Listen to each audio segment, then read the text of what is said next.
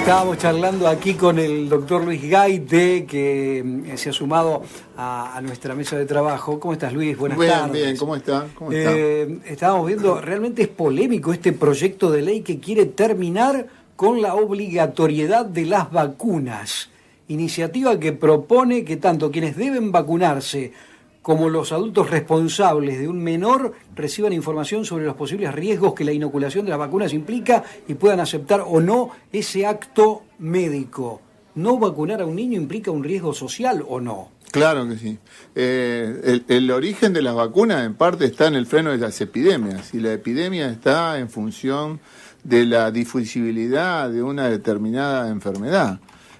Cuanto más afectados, más posibilidades de difusión hay. Entonces, también es una medida de orden público y social, no está librada solamente a la decisión individual. No es la época esta, pero cuando existía una cuarentena no era solamente por una cuestión de generar una protección al que estaba afecto, ¿no es cierto?, sino evitar la difusión del mal hacia el resto de los que no estaban afectos. De ahí parte un poco la obligatoriedad. Eso no implica que la población o la gente individualmente no deba recibir una información adecuada de qué es lo que se trata una vacuna o cualquier medicamento que reciba. Yo creo que el trasfondo de esto está en una suerte de tabú o de desconfianza a nivel mundial de la opinión pública no fundamentada acerca del posible daño o el hecho de que generar una vacuna posibilite un freno a la propia defensa natural. Eso es un error. En realidad, lo que hace la vacuna es despertar las defensas naturales, aumentándolas en un grado que hagan a la persona inmune a esa enfermedad, ¿se entiende? Todos tenemos una inmunidad natural hacia la gripe. Lo que hace la vacuna simplemente es aumentar ese nivel de defensas, de anticuerpos y de noción de lo que puede llegar a suceder. Otro ejemplo te doy con respecto a otro tipo de vacunas, como las vacunas del herpes, o del herpes zóster, o la famosa culebrilla. Todos han tenido algún recuerdo de haber tenido varicela, y los que no lo tuvieron en forma inaparente, y los que no lo tuvieron como una forma de varicela, lo pueden haber tenido como una forma de reactivación a través del herpes zona. La vacuna lo que hace es, seguramente... Ahí está. Perdón. Por favor. Médico. Doctor, ¿puedo ir? ¿El turno a qué hora es, doctor? Hoy no, perdón. Por ejemplo, la vacuna del herpes lo que hace, aun cuando uno haya estado afecto de varicela, es aumentar las defensas, por ejemplo, en la edad adulta, donde se sabe que las defensas naturales bajan. Entonces, recibir una vacuna para el herpes zóster aumenta esa posibilidad. Las complicaciones de las enfermedades que hoy se previenen no son menores, o sea, estamos hablando de enfermedades muy graves, ¿no? De las complicaciones, ¿no es cierto?, de la meningitis, de la hemófilos influenza, de el mismo herpes causando encefalitis, o enfermedades invalidantes, ¿no es cierto?, en la edad mayor, como el herpes zóster, que puede dejar secuelas de dolor muy importantes. Entonces, es indudable que acá es un principio, ¿no es cierto?, de la relación médico de paciente, hasta dónde el paciente debe estar informado. Eso es una acción individual, paciente por paciente, eso es irrenunciable. Pero desde el punto de vista de la salud pública, lo que no se puede dejar es librado a una decisión individual la posibilidad de la expansión de epidemias que se puedan transformar en una pandemia. Digo, si saliera una vacuna contra el SIDA, ¿cuántos se vacunarían? O sea, dejaríamos a una cuestión individual que el Estado diga, bueno, quien lo sea. No, la gente iría todos a vacunarse, ¿no es cierto? No porque todos piensen que van a contraer SIDA. No, simplemente van a ir todos porque saben que es una forma de no expandir su enfermedad y no enfermarse. Ahora, ¿puede prosperar un proyecto de estas características? Mirá, yo, la verdad que hoy por hoy, la verdad que no te puedo decir, o si a lo mejor no prosperan realmente, hay una pérdida de tiempo, ¿no es cierto?, muy, muy importante en todo esto, ¿no es cierto?, un desgaste, donde realmente la mala información a veces, ¿no es cierto?, que llega, o la presión que se genera sobre las autoridades, aún las sanitarias, hacen que se tomen este tipo de circunstancias. Yo te comentaba antes de comenzar el programa, de que pensar, ustedes recuerden hace 5 años, todos se deben vacunar, ese era el mensaje oficial. Sí. Hoy, los grupos de riesgo son los que se deben vacunar. Si nadie pregunta, nadie hace campaña, dice, ¿y qué tal? ¿Cómo va la vacunación? Los grupos de riesgo ya están vacunados, o sea, las embarazadas, el personal sanitario y las personas mayores de 60. ¿Y los demás? O sea, ¿no? Una vez hablamos en este programa, Totalmente. difícilmente, si los 40 millones de argentinos decidieran vacunarse, no alcanzaría la vacuna para todos ellos. Es la verdad, por una cuestión de una limitación del producto. Una pregunta relacionada con, la actualidad es ¿cómo estamos en las clínicas, sanatorios en Santa Fe? Digo, ¿estamos desbordados o más o menos? Bueno, siempre viste, no solamente en salud, sino en otros aspectos, uno ve que la Argentina nunca tiene en cuenta las cuestiones estacionales, ¿no? Por ejemplo, la otra vez escuchaba cuestiones relacionadas con las cotizaciones de granos. Las cotizaciones de granos tienen una variación en el mundo, ¿no es cierto?, de acuerdo a la época. Las valoraciones estadísticas del turismo también, la cantidad de venta de dólares de acuerdo. O sea, hay una cuestión que muchas veces en salud no se tiene en cuenta, digo, en las políticas públicas, en el análisis, que es la cuestión estacional.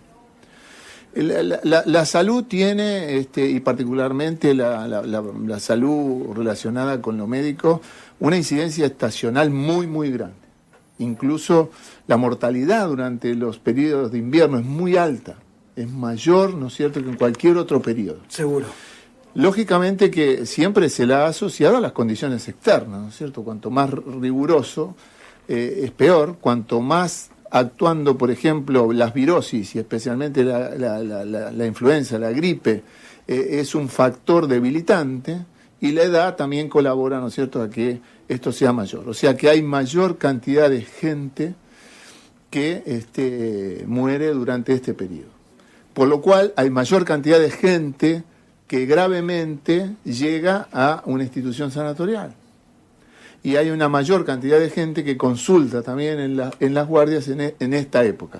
Algunos por una cuestión banal y otros porque están muy graves. Entonces, siempre estos pedidos son desbordantes, digamos, de alguna forma. Tanto en la posibilidad de ubicación de internación como en la atención, ¿no es cierto?, ambulatoria. Cuando hay un sistema que no es que comienza a mostrar su daño estructural, sino que llega a un límite de su daño estructural, más se pone en evidencia, ¿no es cierto?, con el paso del tiempo. ¿Por qué digo? Porque vos me comentabas el tema del PAMI. Nosotros en nuestra clínica atendemos pacientes de PAMI relacionados con la nefrología, o sea, diálisis y trasplante, básicamente, y trasplante de algunos otros órganos. Así que no estamos en contacto con el paciente diario, la necesidad diaria de PAMI. Pero uno conoce durante todos estos años el funcionamiento del sistema, y el sistema ha sido un sistema donde ha absorbido en su momento una cantidad de afiliados no estrictamente jubilados. En un momento apareció una cantidad de pacientes carenciados que no eran cubiertos ni por uno ni por otro y que engrosaron las filas del PAMI.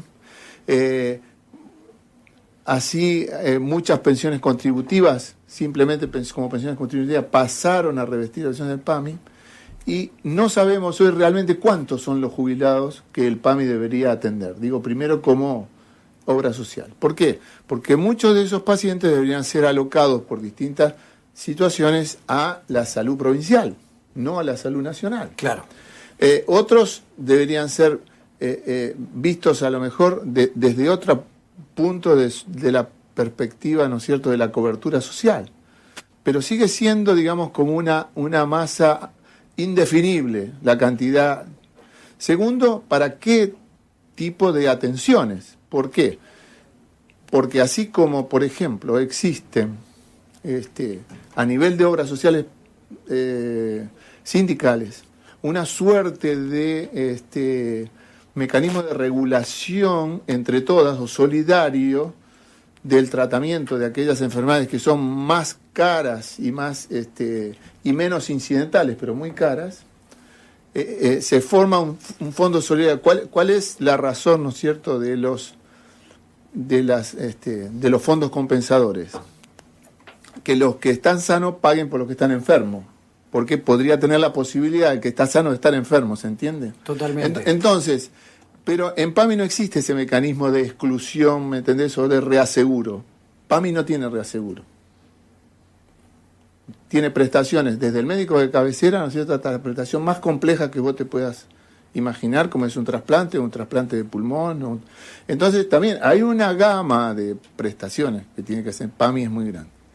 El sistema que ha tenido años antes ha sido por cápita, o sea, significa de que la obra social no paga al prestador por acción individual, sino por un número fijo. De eso fue cambiando y hoy, hasta donde conocemos, el pago es por prestación, lo cual necesita, si se paga por prestación, adecuarse a los valores del mercado, ¿me entiendes? O sea, significa que si pagás por prestación y no por paciente, ya es otro el cálculo que tienes que hacer, sino adecuarse al valor del mercado como para que el jubilado tenga una prestación adecuada. Lo que no creo que en este momento se pueda estar acercando esa situación a homogeneizar. Yo siempre digo un ejemplo que nos toca a nosotros muy de cerca con el tema de la diálisis. La accesibilidad a la diálisis, que es un tratamiento muy caro, se solucionó en la equidad cuando se pudo homogeneizar un precio, ¿me entiendes? Uh-huh. O sea, hoy un paciente, el costo de un paciente de diálisis carenciado con el Ministerio de Acción Social, de PAMI o de OSDE, sí, cuesta exactamente lo mismo. Exactamente lo mismo. Exactamente. O sea, que el paciente que tiene es cubierto y bienvenido, digamos, ¿no? Desde el carenciado hasta el paciente, bueno, dije un chivo, ¿no? Pero de una obra social. Está bien. Por poner un ejemplo, ¿no? El tema es cuando el PAMI claro, ¿dónde está la equidad? Las farmacias, por ejemplo, no atienden por PAMI. Entonces, eso causa algo particular en cada uno de los afiliados a PAMI. La farmacia no atiende por PAMI, porque yo no estoy seguro, pero seguramente han sacado también el sistema. Antes PAMI tenía un sistema de regulación general que se llamaba CAMOITE en farmacia. ¿Qué significaba? Que era un acuerdo con la industria que ellos no pagaban por pastilla, por decirlo así, sino que pagaban un volumen general que tenía que autorregular la industria farmacéutica. ¿Me explico? Está bien. Es una especie de cápita farmacéutica. Lo cual se presta también, ya sabemos, ¿no? El tema de las cápitas. Sí, bueno, todo bien, se presta. Ese sistema, aparentemente, en este último tiempo, este último curso, ha sido dado de baja. ¿Por qué? No era transparente, por decirlo de alguna forma, ¿no? Ahora hay que pagar pastilla por pastilla, pero hay que pagarla la pastilla. O sea, el farmacéutico dice, a mí me traen una orden. Si no, no puedo vivir. Y yo no tengo recupero de esto, no la puedo entregar. Claro, ¿Me explico? Claro, sí. Doctor... pastilla por pastilla hay que poner peso por peso. Hay cuánto tema que había hoy, pero, sí, demasiado. Para cómo... pero vos sos al revés de Longobardi. Esta mañana dijo, la verdad que no hay nada interesante para mirar. No había nada interesante. Pasó toda la mañana. Entonces pasó toda la mañana. Puede ser. Sí, de repente. Y no hablamos del jubilado, o sea, lo hablamos antes, pero no hablamos del jubilado que se pegó un tiro, 91 años, que se pegó un tiro en Mar del Plata. O sea, pero ¿cómo no nos va a preocupar el tema de PAMI? Sí. ¿Cómo no nos va a preocupar el tema de los sanatorios, de las clínicas, de los hospitales? Pero bueno, quiero hablar con Rubén. De lo que vos comentabas del jubilado, lo peor, pensando después de lo que estuvimos charlando antes, es cuando llegas a una situación que hay cosas que no entendés, eso es preocupante, ¿no? Sí. Porque ¿qué explicación? No tiene muchas explicaciones, o cada uno le puede dar una explicación diferente. Por supuesto. Y eso es muy preocupante. Ya lo creo. ¿Por Doctor, qué lo muchas hizo? gracias. No, al contrario, gracias El a doctor usted. Luis Gaite, que participó también de nuestro programa.